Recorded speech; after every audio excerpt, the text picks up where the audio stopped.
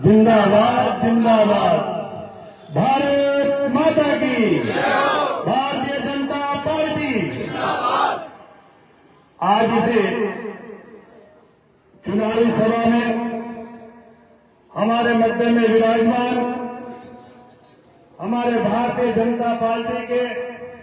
और राज्यसभा के सदस्य सम्माननीय रामकुमार जी वर्मा साहब, हमारे लोकप्रिय विधायक छापरा भीलवाड़ा के नहीं बल्कि राजस्थान में जिनको जाना जाता है ऐसे लालाराम जी, और आपके यहीं के लोकप्रिय विधायक सम्माननीय राजेंद्र जी मीना साहब, और मंच पर विराजमान पूर्व प्रधान जी हमारी महिला शक्ति, और मंच पर विराजमान सभी अतिथिगण, सम्मानितगण और सामने विराजमान मेरे पिता तुल्य बुजुर्ग, मेरे युवा दोस्त और मातृ शक्ति को प्रणाम करता हूं। इस चुनावी सभा में अभी आपने मेरे से पहले पूर्व वक्ताओं ने आपसे निवेदन किया है, मैं आपसे निवेदन करना चाहता हूं कि अभी 10 महीने पहले आपने जिस तरह से भारतीय जनता पार्टी की सरकार लाई, वो क्यों लाई कि जिस तरह से कांग्रेस सरकार ने 5 साल में आपने देखा होगा किस तरह कुर्सी की लड़ाई लड़के और उन्होंने 5 साल निकाले हैं, केवल जनता से धोखा किया है, हमारे युवाओं से धोखा किया, हमारे किसानों से धोखा किया और हमारे दलितों से धोखा किया, जिनको दलित अत्याचार में राजस्थान को नंबर 1 छोड़ देगी,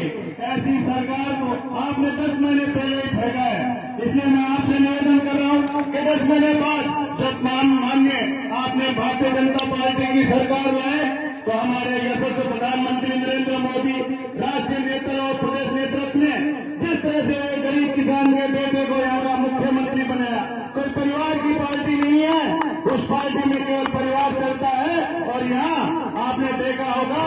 कि यहाँ पे हमेशा मुख्यमंत्री भी बदलते हैं, जनप्रतिनिधि भी बदलते हैं, हर व्यक्ति को मौका दिया जाता है। इसलिए गरीब किसान के बेटे को अगर मुख्यमंत्री बनाया तो वो गांव का दर्द और किसान का दर्द और युवा का दर्द अच्छी तरह समझता है। मैं आपके सामने खड़ा हूं, ऐसे गरीब किसान का बेटा एक छोटी सी ढाणी में रहने वाला मेरे को उप मुख्यमंत्री बनाकर आप लोगों का मान और सम्मान करने का काम किया तो भारतीय जनता पार्टी ने किया है। भारतीय जनता पार्टी ऐसी पार्टी है जो रीति नीति और संस्कार से चलने वाली पार्टी है, जो हमारे भाई हमारे बंधु जो पीछे रहते उनको मुख्य धारा में लाकर सम्मानजनक से आगे बढ़ाने का काम करने वाली पार्टी है। इसलिए मेरे भाइयों, जब माननीय भजनलाल जी शर्मा यहाँ के मुख्यमंत्री बने उस दिन से ही इस राजस्थान की सुख देने के लिए हमेशा रात दिन एक कर रहे हैं। जिस तरह से माननीय करोड़ी लाल जी ने जब युवाओं का दल माननीय भजनलाल जी को कहा कि पिछली सरकार ने युवाओं के साथ धोखा किया और पेपर लीक कर करके और उन पेपर लीक वालों को पकड़ाने में हमारे करोड़ी लाल जी का भी साथ पूरा है, और भजनलाल जी ने जिस तरह से 200 व्यक्तियों को अंदर जेल में डाला है, इन युवाओं से उनका साथ धोखा किया है। ऐसी पार्टी जो हमारे युवाओं के साथ धोखा करे, ऐसी पार्टी जो हमारे किसानों के साथ धोखा करे, ऐसी पार्टी जो महिलाओं के साथ धोखा करे, ऐसी पार्टी को आप अच्छी तरह से पहचान गए हो। जिस तरह से 70 साल से हमारा शोषण कर रही है, ऐसी पार्टी को आपने या राजस्थान से बाहर किया है। इसका मतलब मैं मानता हूं कि अब जो राजस्थान में भारतीय जनता पार्टी की सरकार है, हमारे यशस्वी मुख्यमंत्री जी ने जिस तरह युवाओं के लिए 1 लाख की नौकरियां 10 महीने के अंदर अंदर वैकेंसी निकाल कर खोल दी मेरे युवा भाइयों के लिए, क्योंकि हमारा यहाँ का माँ बाप अपने जीवन में खुशी तभी आती है जब उसका बेटा नौकरी लग जाता है, लेकिन वो इन युवाओं के चेहरे पे खुशी लाने वाले हमारे यशस्वी भजनलाल जी है। इतना ही नहीं, भजनलाल जी ने युवाओं के बारे में और सोचा। अभी राजा भी कह रहे थे राइजिंग राजस्थान, जब राइजिंग राजस्थान मीट पहले भी हुई थी, लेकिन पहले जाते जाते सरकार ने की जो धरातल पे नहीं आई। इन्होंने मैंने 25 टर्म में उन्होंने पहले ये देख दिया कि मैं पहले अगर राइजिंग राजस्थान मीट करता हूं, इन्वेस्टमेंटों को लाता हूं यहाँ पे, इन्वेस्टरों को,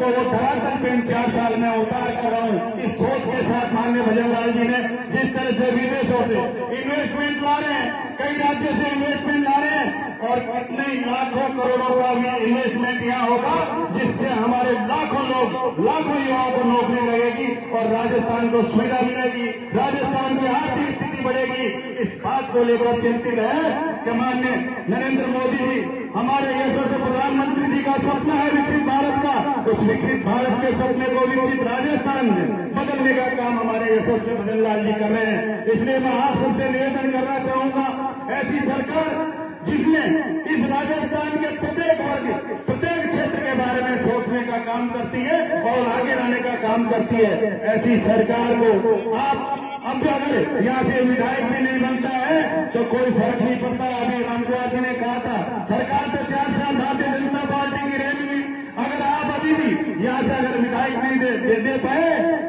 तो फिर मान लो कि आपका कोई रखवाला नहीं है। आपके विकास की बात होगी, राजेंद्र जी कुछ मांगे मांग रहे थे, लेकिन आपकी मांगे मांगेगा कौन जब आपका रखवाला होगा, आपका मुखिया होगा, और वो मुखिया इस 13 तारीख को आपको चुनना है कि यहाँ का मुखिया माननीय जगमोहन जी मीणा, एक ऐसे आदमी जो शांत सरल स्वभाव का, जो सेवा भाव रखता है, और इस तरह का आदमी जो प्रशासनिक सेवा में काम करके आज आप लोगों को भारतीय जनता पार्टी ने आपकी सेवा करने के लिए भेजा है। ऐसे शांत और सरल स्वभाव के व्यक्तित्व जो हर जाति के लोगों से मिलनसार व्यक्ति है, ऐसे व्यक्ति को या भारतीय जनता पार्टी के कमल के फूल को 13 तारीख को उन पेटियों में बंद कर देना। जब वो पेटियां खुले तो कमल का फूल खिलता हुआ नजर आए। मैं आपसे हाथ जोड़कर निवेदन करने आया हूँ कि इस दौसा जिले को, इस दौसा का अगर विकास चाहते हैं, अभी जो टूटी फूटी सड़कें बता रहे हैं, कई बता रहे हैं, ये नहीं मिलेगी अगर जगनमोहन जी मीणा